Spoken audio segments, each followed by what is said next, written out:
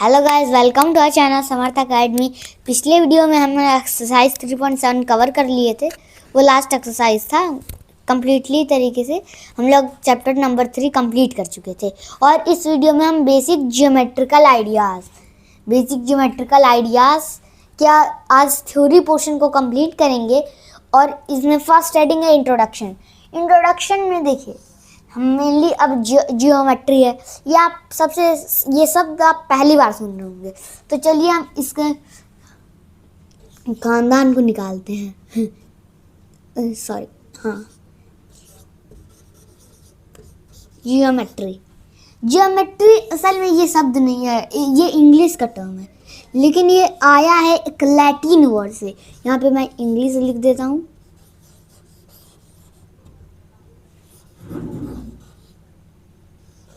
ये थोड़ा इंग्लिश। और ये जो मेन है वो है जियोमेट्रॉन।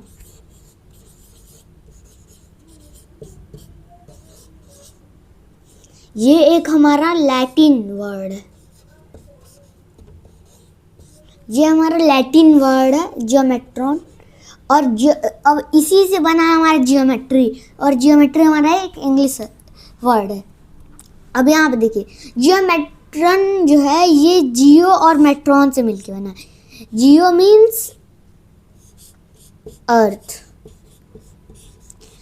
मीन्स अर्थ और मेट्रॉन मीन्स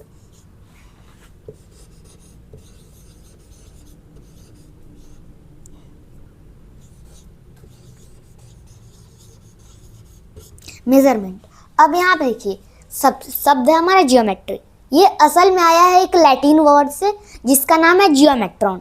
जियोमेट्रॉन जो है ये 2 वर्ड से मिलके बना है, एक जियो और एक metron. Geo means earth and metron means measurement. Means geometry means तब क्या हो जाएगा, क्योंकि इसका मतलब जियोमेट्रॉन ही है। और यहाँ पे देखिए तो इसका मीनिंग क्या हो जाएगा, द मेजरमेंट ऑफ अर्थ, यानी कि धरती का, उसे आप मेजरमेंट को हम कुछ हिंदी में बोलते हैं। तो वहाँ पे देखिए तो measurement of earth is called the geometron means geometry. ये था हमारा ओवरव्यू। और देखिए और इसके अंदर हम पढ़ेंगे points, lines and line segment. अब यहाँ पे देखिए जैसे कि जियोमेट्री को हम कैसे मेजर करेंगे, एक लाइन, पॉइंट्स और लाइन सेगमेंट। चलिए हम समझते हैं।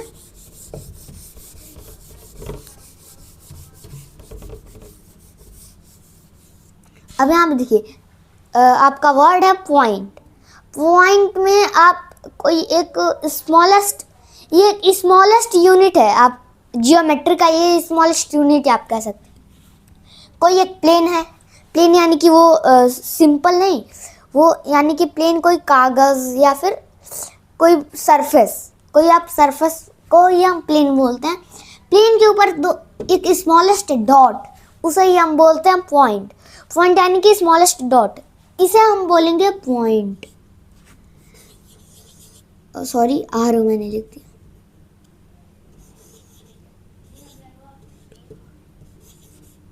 पॉइंट।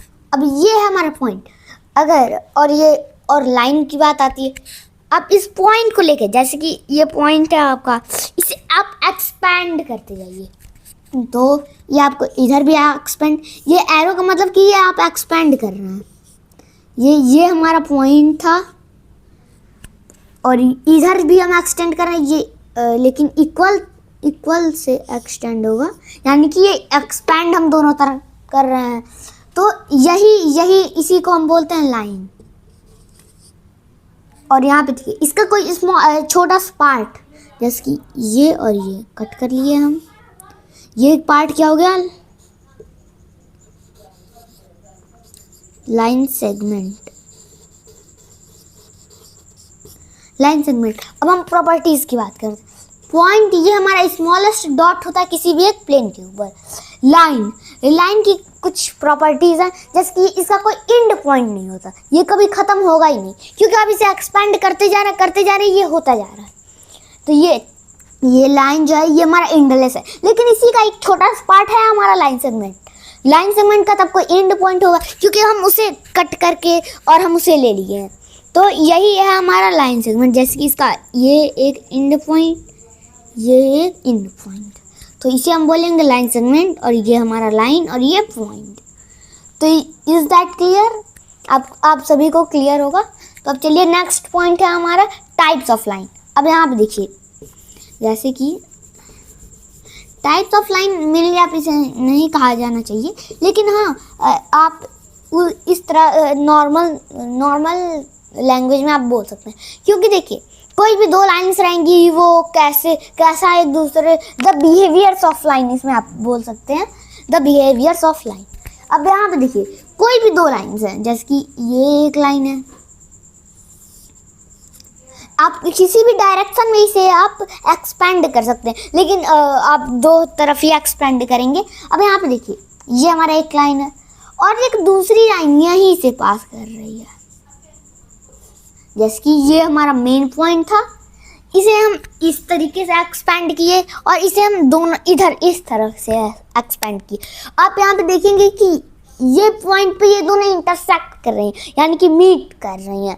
तो इस पॉइंट को एक हम नाम देते हैं point of intersection,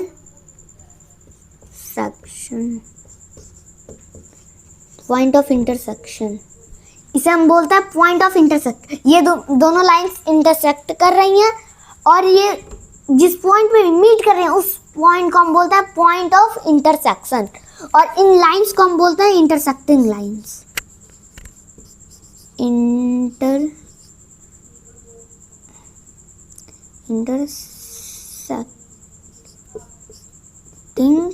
intersecting lines. ये है हमारा इंटरसेक्टिंग लाइंस, इन दोनों लाइंस को कहेंगे, और वो जो पॉइंट जिस पे वो मीट कर रही हैं उसे हम क्या नाम देंगे, पॉइंट ऑफ इंटरसेक्शन। तो ये टाइप्स ऑफ लाइन, इसी टाइप में एक और लाइन है, जैसे कि ये इसकी एक प्रॉपर्टी है, ये एक ही पॉइंट पे मीट करेंगी।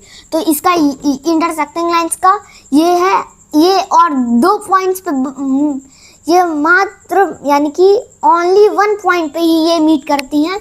और एक और टाइप है पैरेलल लाइंस, ये आप इधर लिख लीजिए, जैसे कि ये एक लाइन है,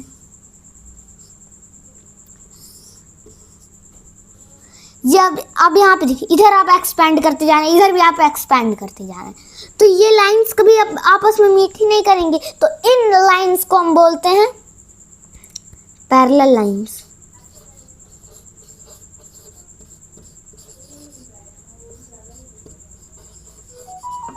पैरेलल लाइंस, और इसे हम बोलते हैं हिंदी में समानांतर।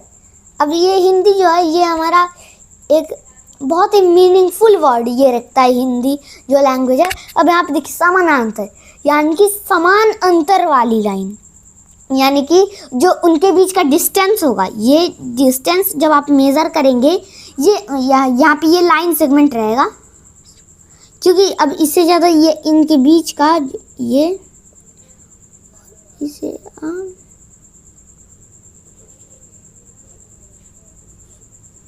अब ये इतना डिस्टेंस, जहाँ पे इतना और यहाँ पे भी उतना ही डिस्टेंस, यहाँ पे भी, यानी कि ये इनके बीच का जो डिफरेंस है, यानी कि इन दोनों लाइंस के बीच का जितना डिस्टेंस है वो हमेशा कांस्टेंट रहेगा, यानी ना वो घटेगा ना वो अगर यहाँ पे डिस्टेंस, जहाँ पे देखिए ये और ये डिस्टेंस और इन दोनों पॉइंट के बीच में इतना कम है, तो इनके बीच का ये डिफरेंस है, ये डिफरेंस है इन दोनों के लाइन जो डिस्टेंस है वो डिफरेंट है। इसी वजह से पैरेलल लाइंस ये हमारा कांस्टेंट रहता है और ना ये घटता है और ना ये बढ़ता है। अब एक और तरीके से आप एक लाइन से पैरेलल लाइंस का ये विशेषता होगा कि ये इनके बीच का डिस्टेंस हमेशा सेम रहता है और ये किसी भी पॉइंट पे मीट नहीं करती हैं। और एक और है इसमें कोइंसाइडिंग लाइंस। मैं इंटरसेक्टिंग को इरेज कर देता हूँ।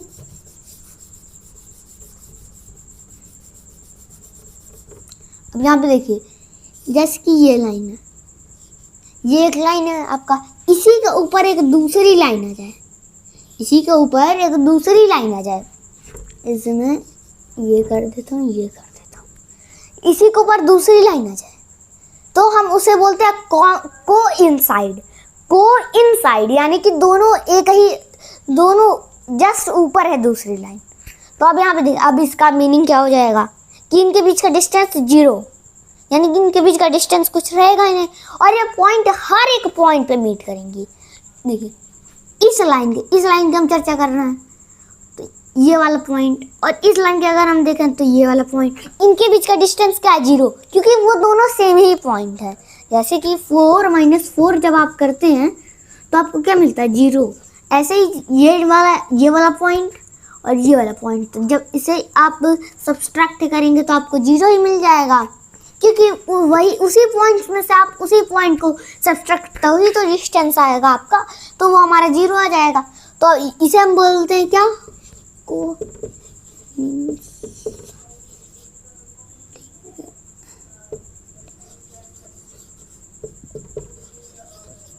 Coinciding lines.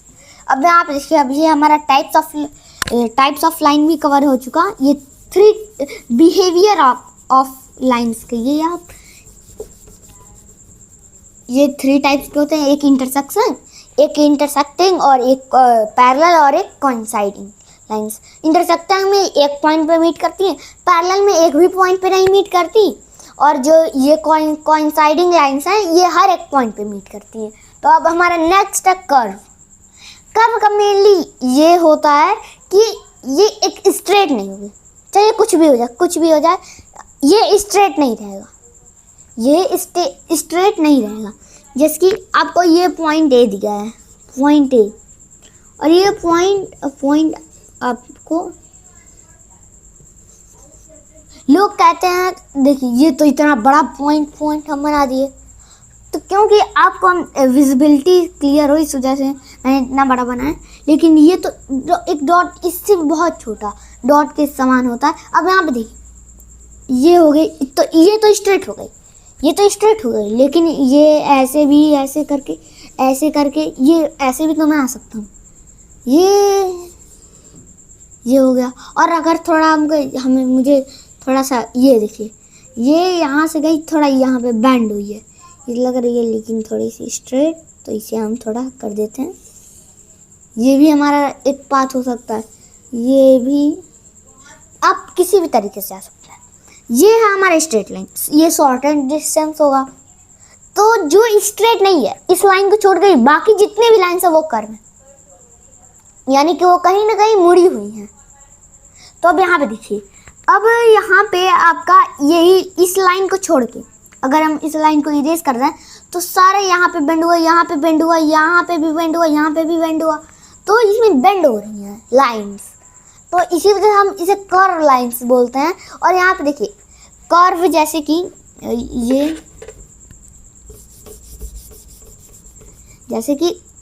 ये कर्व शेप्स भी होते हैं। शेप्स है हमारा पॉइंट। अब यहाँ पे देखिए कर्व शेप्स भी होते हैं, जैसे कि ये भी तो हमारा एक शेप है। शेप आप मेनली आप आगे पढ़ेंगे। तो ये कैसा शेप है? ये कर्व शेप है। और कर्व के अंदर कितने टाइप के होते हैं? एक क्लोज्ड और एक ओपन। ये और एक और मैं बना देता हूँ। अब यहाँ पे देखिए, ये हमारा क्लोज्ड। कैसे? क्योंकि ये जो जिस पॉइंट से स्टार्ट हुआ था फिर वहीं पे आके ये जुड़ गया, यानी कि ये जॉइंट हो गया। लेकिन इस पॉइंट से हमारा स्टार्ट हुआ और ये चलता गया, लेकिन वो उस पॉइंट पे नहीं आया, ये दूसरे पॉइंट पे, ये पॉइंट बी था और ये पॉइंट ए था। ये अगर ए पे ही जस्ट कि यहीं से ये आ जाता तो हम इसे क्लोज्ड बोलते, लेकिन ये दूसरे जगह चला गया, दूसरे पॉइंट पे ये पहुंच गया, तो ये हमारा ओपन होगा।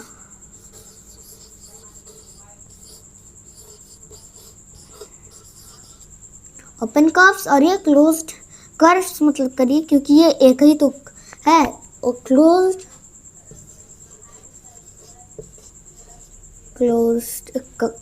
कर्व, क्योंकि ये जिस पॉइंट से स्टार्ट हुआ था उसी पे आके मीट हो गया। तो ये था हमारा अब ये कर्व्स। अब यहाँ पे देखिए, अब हमारा है शेप्स एंड पॉलीगन।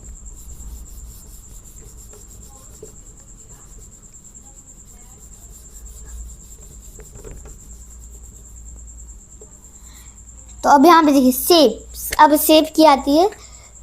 अब यहाँ पे अगर कोई भी चीज़ क्लोज रहेगी, क्लोज यानी कि वो कुछ भी आप ड्राइंग बना दिए, डूडल करिए और फिर वो क्लोज्ड रहे तो हम उसे, ये भी एक शेप है,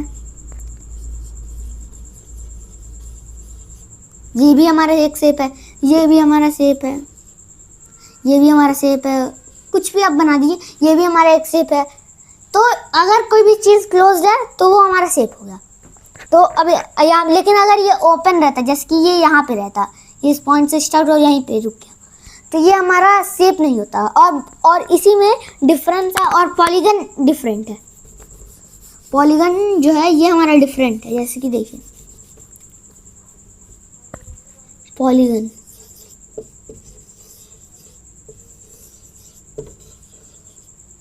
पॉलीगन सब यहाँ देखिए। आप कोई भी अगर आपको वर्ड मिला तो उसके रूट वर्ड्स पे चाहिए।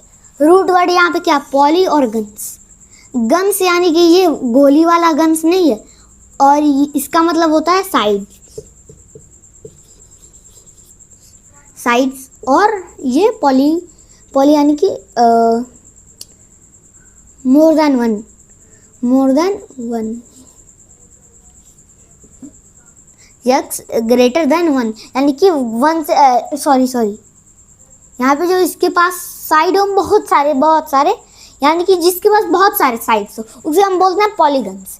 लेकिन इसकी कुछ लिमिट है, इसके पास मिनिमम 3 साइड्स होने चाहिए। अगर यहाँ से ये एक साइड है और इसी से जुड़ा हुआ ये एक साइड है, तो ये हमारा एक पॉलीगन नहीं है, क्योंकि ये क्लोज्ड नहीं है तो ये शेप भी नहीं है। अब ये हुआ हमारा पॉलीगन। शेप कैसा होता है, और ये स्ट्रेट लाइंस, साइड यानी कि स्ट्रेट लाइंस जो कि जुड़ी हुई हो। तो आगे इसमें के बारे में हम एंगल्स और ट्रायंगल्स जो है इसमें हम चर्चा करेंगे। तो चलिए हम एंगल्स और ट्रायंगल्स की तरफ मूव करते हैं।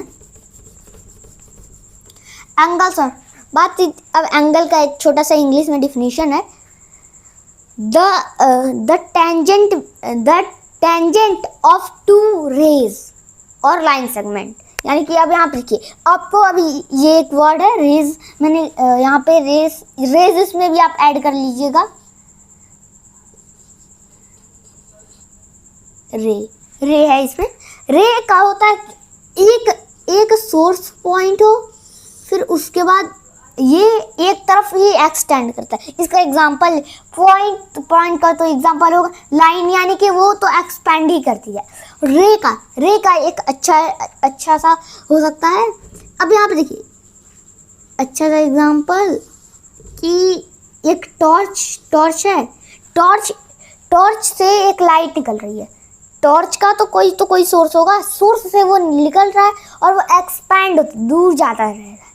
जैसे कि सन हो गया, सन रेज को ही देख लीजिए। सन रेज क्यों बोलते हैं, क्योंकि सन के सरफेस से वो निकलती हैं और दूर जाती, वो उनका एंड नहीं होता। जैसे आप टॉर्च लगवाने उतना देर दूर तक है, वो भले उनका एनर्जी खत्म हो जाती हो, फोटॉन्स के रूप में आप आगे पढ़ेंगे फिजिक्स में, फोटॉन्स के रूप में जाके वहाँ पे फटती हैं।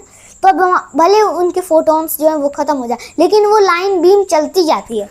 तो इसका एक और पैरेलल लाइन का, जैसे कि ये देखिए रेलवे लाइन्स आप देखे होंगे, ये लकड़ियाँ रहती हैं ऐसे, तो और ये लोहे के बने रहते हैं, तो ये हमारा पैरेलल हो गया। और इंटरसेक्टिंग का, जैसे कि रोड्स ऐसे क्रॉस करती हैं, चौराहे को आप देखे होंगे ऐसा वो रहती हैं। और ये हमारा ये एक इधर रोड जा रहा है तो ये इंटरसेक्टिंग, खैर लेकिन वो नहीं। अब यहाँ पे देखिए रेज है हमारा ये, और इसी में अब यहाँ पे देखिए, अब यहाँ पे अब एंगल की है, जैसे द टेंजेंट ऑफ 2 रेज, यानी कि कोई भी 2 रेज हैं उनके बीच का टेंजेंट, ये टेंजेंट यानी कि झुकाव होता है। आप आगे जाके ट्रिग्नोमेट्री में पढ़ेंगे तो वहाँ पे टैन आता है एक वर्ड, तो उसमें टैन जो है ये इसका जो रूट वर्ड है वो टेंजेंट है, टेंजेंट से ही हमारा टैन बना है। तो अब यहाँ पे देखिए द टेंजेंट यानी कि झुकाव, यानी कि वो कितना बेंड है। जैसे कि ये एक पॉइंट है, इससे एक रेज इधर निकली, एक रे इधर निकली, ये आगे बढ़ते ही जाएंगी। तो अब यहाँ पे देखिए इनके बीच का झुकाव यही तो है, ये भी है, ये भी है। आप बोलेंगे इसमें सबसे बड़ा कौन, ये, और इसमें सबसे छोटा कौन, ये, लेकिन ये सारे सेम ही है क्योंकि उसके बीच का झुकाव जो है वो तो सेम ही है। उसका बीच का जो झुकाव है, जैसे कि रेशियो इसमें बात आ जाती है, रेशियो की रेशियो है, जैसे कि 1 है और 2 है। 1 का ये इसमें 2 से मल्टीप्लाई करेंगे तब आपको ये मिलेगा, यानी कि इसमें से आपको 2 से डिवाइड करेंगे तब आपको। अब ये भी 2 से मल्टीप्लाई करिए, इधर भी 2 से मल्टीप्लाई करिए, तो अब यहाँ पे देखिए 2 होगा और यहाँ पे 4 हो जाएगा, तो तभी भी ये 2 गुना रहेगा। इसमें 2 मल्टीप्लाई कर तो ही ये मिलेगा, तो इससे कोई फ़र्क नहीं पड़ता है। तो मीन्स ये दोनों सेम है। और एंगल को रिप्रेजेंट करने का, एंगल को जो रिप्रेजेंट करने का तरीका होता है, एंगल, अब यहाँ पे देखिए आपको लाइन के जैसे आपको पॉइंट को डिनोट करना है, तो पॉइंट ए ऐसे डिनोट कर दीजिए। आपको लाइन सेगमेंट को लाइन को डिनोट करना है, तो ए कोई भी 2 पॉइंट उस पर लीजिए, और ए और बी में पॉइंट ले लेता हूँ। जो लाइन होती है एक्चुअल में उसके ऊपर वो वाला साइन लगा लाइन सेगमेंट को, तो लीजिए फिर से डिनोट कर दिए लाइन सेगमेंट को। ये हो गया हमारा लाइन सेगमेंट, क्योंकि इसके एंड पॉइंट्स हैं। अब रेस भी हमारा हो जाएगा ए बी, यही तो इसका, ये हमारा पॉइंट है, इसी से वो निकल रहा है। अब यहाँ पे देखिए, तो एंगल की वैल्यू जो होगी हर समय सेम रहेगी, तो ये तो क्लियर हो चुका। और इसका एक सिंबल होता है एंगल। अब यहाँ पे मैं एक पॉइंट ले लेता हूँ ए, और ये पॉइंट बी, और ये पॉइंट सी। ये अब यहाँ पे एंगल, ये एंगल का साइन है A B C, angle A B सी।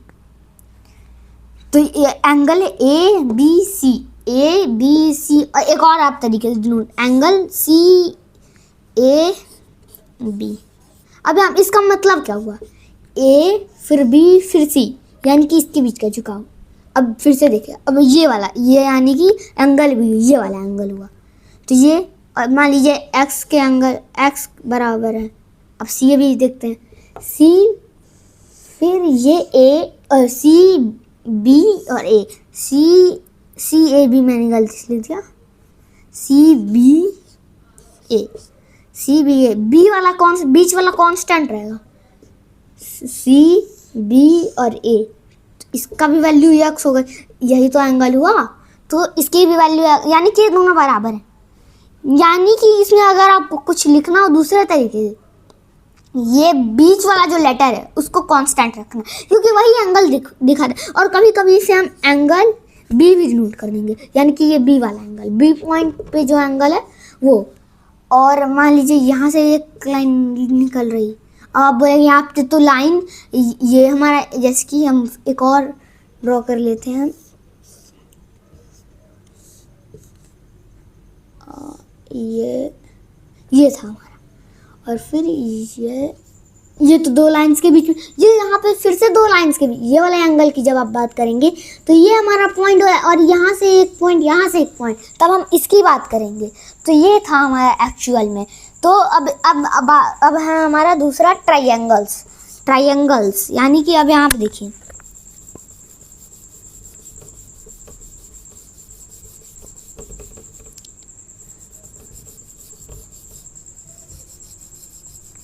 अब इसके नाम से ही क्लियर है। यहाँ पे देखिए, ये ट्राइंगल। अब यहाँ पे ट्राई और एंगल है। ट्राई यानी कि 3, और एंगल तो मैंने बता ही दिया, डिफाइन कर दिया पहले ही, यानी कि इसके पास 3 एंगल्स हो। एंगल्स होने के लिए क्या जरूरी है, लाइन सेगमेंट या फिर रे। ये हमारा एक ऐसा शेप है जिसके पास 3 एंगल्स हैं। बाकी आप कितने भी रेज बना, कितने भी कुछ भी माप बना लीजिए, लेकिन वो क्लोज्ड। और ये हमारा स्मॉलेस्ट साइड ऑफ पॉलीगन है, smallest number of sides only in this polygon. अब यहाँ पे पॉलीगन की भी हम थोड़ी चर्चा कर लेते हैं। पॉलीगन यहाँ पे देखिए, ये क्लोज्ड फिगर है, इसके पास साइड्स होते हैं, ये स्ट्रेट, ये कर्व, इसकी शेप और पॉलीगन में यही डिफरेंस है। वहाँ पे साइड है, पॉलीगन में साइड है, और शेप में आप कर्व भी ले सकते हैं। और साइड यानी कि स्ट्रेट, कोई भी चीज़ स्ट्रेट लाइन सेगमेंट तो स्ट्रेट ही होती हैं, और कर्व्स को ये डिफाइन नहीं करता। जैसे कि ये हो गया आपका, ये था, ये आपका पॉलीगन नहीं है, लेकिन ये है हमारा पॉलीगन है, ये है और ये नहीं है पॉलीगन। तो अगर स्मॉलेस्ट नंबर ऑफ पॉलीगन किसी शेप के पास है तो वो है हमारा ट्राइंगल। अब यहाँ पे आप बोलेंगे यहाँ पे तो 4 हो गए, तो यानी कि ये भी नहीं होगा। ये 3 ट्राइंगल के पास, इसके नाम से भी क्लियर है, 3 एंगल्स हैं। तो अब चलिए, और यहाँ पे ट्राइंगल को भी रिप्रेजेंट, ट्राइंगल यहाँ पे 3 पॉइंट से ही तो है, A B C, तो ट्राइंगल A B C। अब इसमें आप कुछ भी हेरा फेरी कर सकते हैं। यहाँ पे B A C A B C B, ये आप किसी भी तरीके से लिख सकते हैं। इसके जो लेटर्स हैं आप इसे जंबल कर सकते हैं।